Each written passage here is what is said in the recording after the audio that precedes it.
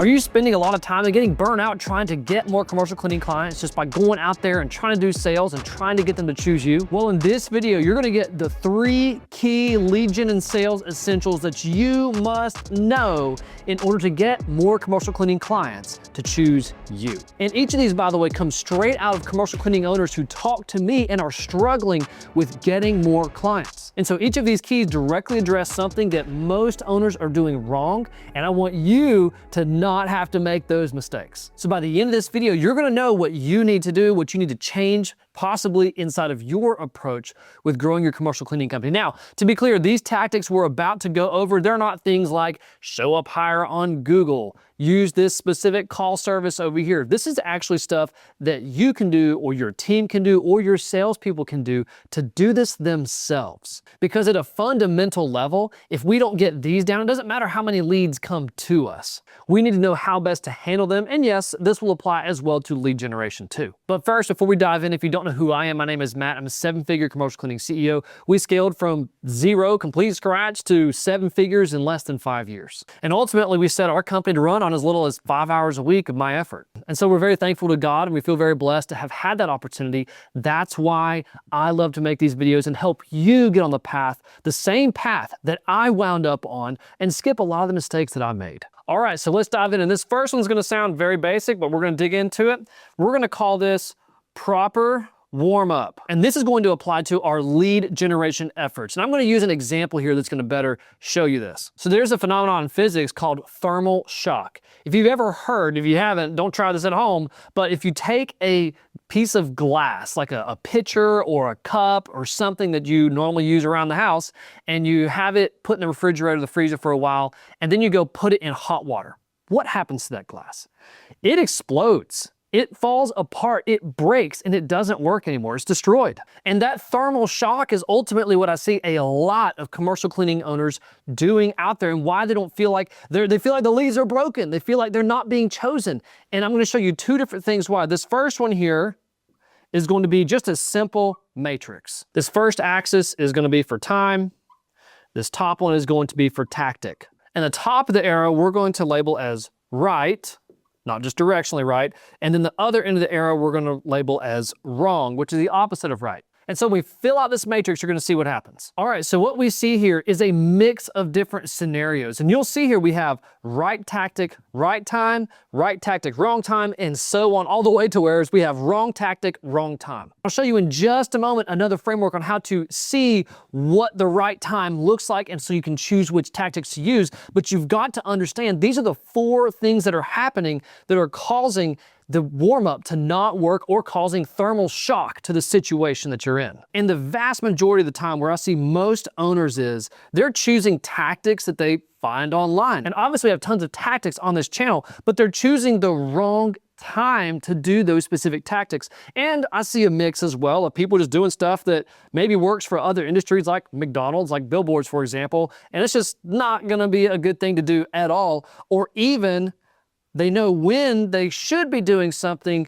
but they're not exactly what they should be doing. So they're choosing the wrong tactic at the right time. And so what your job is, if you're having trouble with lead generation, is to identify what tactics are correct, are good, that need to be done at what time, because you can very well do a great tactic at the wrong time. And that's a part of getting calibrated in this industry if you're trying new things or if you're new to the industry as a whole. So now that you get this and the problem, I'm going to erase this and show you how you can break this down.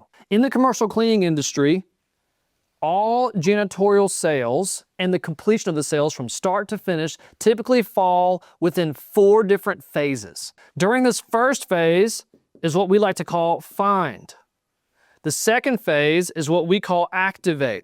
The third phase is what we call relate. And the last phase is what we call maintain. And if you haven't seen the video that I did on what's called the farm framework, go watch that after you watch this video. I'll link it or put it at the end of this video. But what you can see here is it's 4 different phases that we must complete with prospects before they request an appointment and we can get them to choose our company. And so the mistake that owners make is, for example, they will blast 100 flyers out there into the ether, right? They're just gonna go down the street and throw a bunch of flyers out there when they haven't found the right facilities or the right person at those facilities to target those flyers to. And so then to really get results, it means they actually probably need to do about 1,000 flyers before they're gonna get any sort of response. Because I've heard this many times. People say, Matt, I did 200 flyers. I've been passing things out for weeks and I haven't gotten anything back, but they haven't done the previous steps to make sure that those marketing tactics are gonna work. And that's not just with flyers, that's with anything. So an example of doing a successful find is simply just calling the facility and finding out who the person is that's over the facility. That's whenever you can move to the next step, which is activate. And this activate step is all about acknowledgement. This means that whoever is at the facility receives whatever you have, you use their name on it, you call directly into them, whatever it is, and they respond to you. And many times they're gonna respond in one of three ways. They're gonna say, yes, which is what we're all hoping for, right? Yes, we are interested, let's do an appointment. Those are actually gonna be very few at the immediate level right here because they don't know you really well. But then you're also gonna get a lot of no's, which is completely normal. And a lot of times the no's aren't that bad. They're just saying, we're happy with what's going on right now, which ultimately leads those no's really become laters. Later just means we're going to follow some of these other steps, and then we're going to have lots of opportunity months down the road. But we can't get to that until we've identified the right person and we've gotten some sort of acknowledgement of existence from them. An email back, we saw them, we shook a hand, we talked to them on the phone briefly, whatever it is. And so you're thinking of your tactics of, okay, which tactics are better for identifying the right person or right facilities? Which tactics then are better for getting in touch with that person and getting some sort of response? Then we are able to move to the relate tactic, which just simply means we make them like us. This is where you invest a bit more time or money into special things like gifts or food or events, or dive deeper into some sort of professional relationship with someone that would be a great client. And this brings up another issue I've seen. Where people try to do relate style tactics before they've even done any of the find part, and they don't get anything out of, for example, bringing a gift basket into a bunch of offices. They may spend $1,000 doing that, but then not get anything out of it. And it's because they skipped these steps and didn't get to the relate part. So what does that do? That creates the thermal shock. What you did is you heated them up way too fast and it can break. Now, what I'm also not saying is that doing a bunch of gift baskets for people you don't know or haven't identified isn't gonna work at all either. But what I am saying is when you follow a specific process that properly targets and lets it flow with the relationship, you're gonna get a much better response. And then we can move to things which is the most valuable part of any sort of prospecting and professional sales approach, which is maintaining. And since we're using a farm example here, I like to call this the maintain bucket here. I'm gonna try to draw a handle over this thing. There we go. But your goal is to keep adding prospects over and over and over again into your maintain bucket. This will be your CRM. This is where you keep all their contact information. You send out automated emails. Maybe you have a newsletter that you do. You figure out who you're gonna follow up with. You know, maybe their bid is coming up in 6 months, for example, right? And so you can track thousands of prospects here in your CRM, and maybe it's a pretty decent effort if you're doing outbound marketing to find, activate, and relate with prospects. So maybe you can only do a few of these at a time or every single month, but then in your maintain bucket, you can have thousands of contacts and opportunities. And what happens is this is where things like email newsletters come in. And these are things that are designed to nurture people who already know you and ideally like you. And just to point out another problem, you'll hear email newsletters have such an intense ROI, right? But just like with, if we try to relate too soon, we thermal shock ourselves, right? If we try to do a tactic that we know works at the wrong time, it's not gonna have the right effect. So your job when generating leads for your commercial cleaning company is to think through, what do I want to do to find? What do I want to do to get their acknowledgement in order to activate them?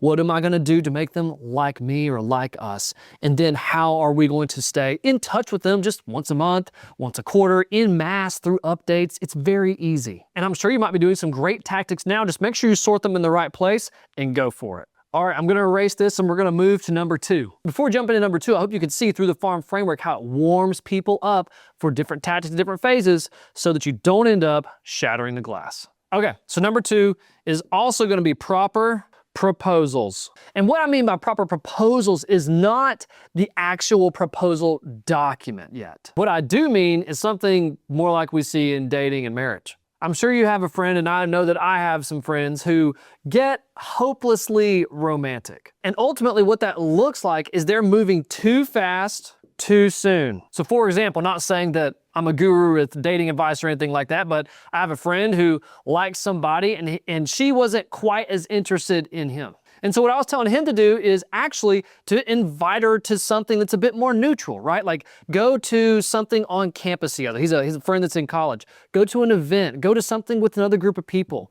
But what he ends up trying to do is trying to just take her out on this very extreme date off the bat. And of course, she's just thinking, this is too much. I'm not interested. I'm gonna be alone with this guy. It's gonna be scary. I don't wanna do that. And so he ends up losing out on that request. Now, I'm a fan of also being persistent and adjusting your approach. I had to do that with my wife. She wasn't easy either. But ultimately, I told my friend he needs to back up a little bit and take a more gentle approach. And I see the same thing happening inside of our industry. This might sound a little bit like thermal shock, and yeah, maybe a little bit of it is, but it's a completely different problem. So here's an example from the commercial cleaning industry of what I mean. Many times I get asked by people who are doing door-to-door as one of their main tactics. They'll say, Matt, what can I do to win the client while I'm doing door-to-door? What questions can I ask? Who do I talk to? How do I address things? How do I bring up problems? They ask all these things, but their mindset is all about how do I win this client right now, walking in the door.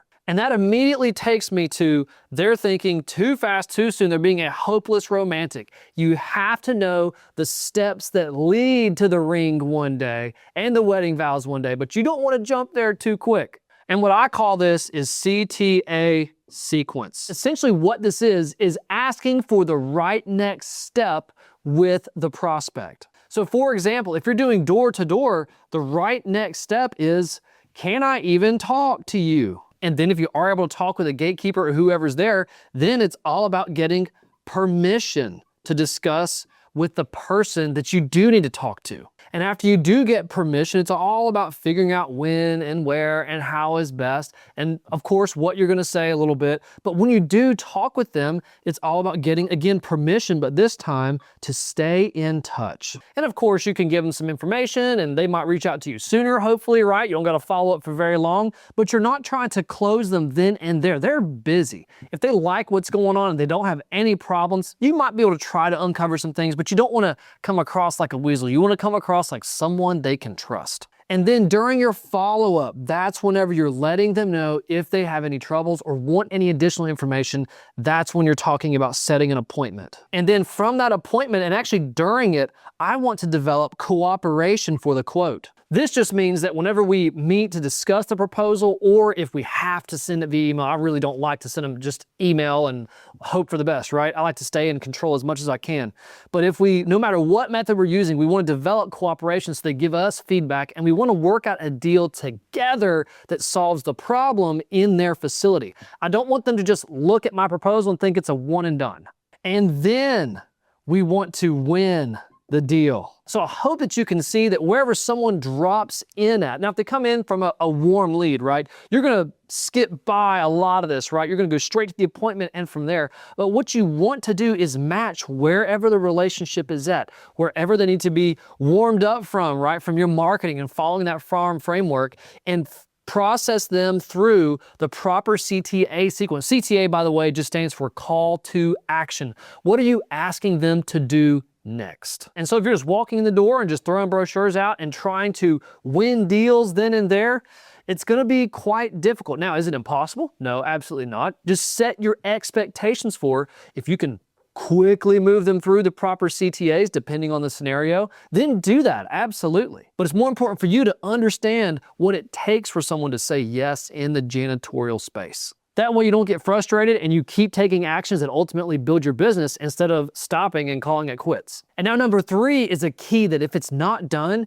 can completely throw off everything else you do, even if you follow these first 2 keys. And it can actually cause other problems in your business as well. And so number 3 is this. It's called the 95% rule. What this rule essentially does is it fights what's called me disease. And me disease is simply this. We're tempted as business owners to talk all about our business and why we're special and this special process, this special technology, and list off all these features and benefits, right? But a prospect does not choose a commercial cleaning company just for those things. It chooses the company that prospect feels like understands them the best, understands their problem the best, and then those things apply to their situation the best. So in actuality, they don't choose a fancy or shiny process or company. They're choosing a solution that solves their problem. And what the 95% rule is it says 95% of what you should say should be all about your client and understanding them.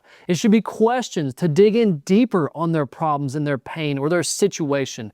It should be any sort of benefit that they're looking for and asking how something applies to them. And the irony is I see it all the time where owners spend so much time in a walkthrough conversation talking all about their company, how their company is the best. We are the greatest. Well, anybody can say that, but not everybody can really well help a prospect feel understood. So I encourage you, when you do this and when you sit down with a prospect or you're doing your lead generation, focus on them. Stop talking about you. It's okay to talk about you even less than 5%. You only want to give them a little bit if they need to. It's only about what applies to them. The one time where it makes the most sense to talk about you a little bit more is at the actual proposal presentation, whether that's in the message you send with it or if you're going live to present the proposal. That's when you can explain a little bit about you, but it's all in the context of why that means you're the best help to them. It's all about them, not about you. And so when you combine all three of these and you infuse the 95% rule with your communications and your lead generation, you're going to see better responses in your marketplace. You're going to see people being a little less price sensitive towards your commercial cleaning service. They're going to be willing to flex a little bit more because they like you and they feel understood by you. And if you want the full sales process and help growing your commercial cleaning company and getting on the path to 7 figures, check out the links down below. And again, my name is Matt, your 7-figure commercial cleaning CEO. Please share this video with someone who might need the help with growing their commercial cleaning company as well. We just want to be a blessing to everybody. Please like, subscribe, share it, and until next time, keep building.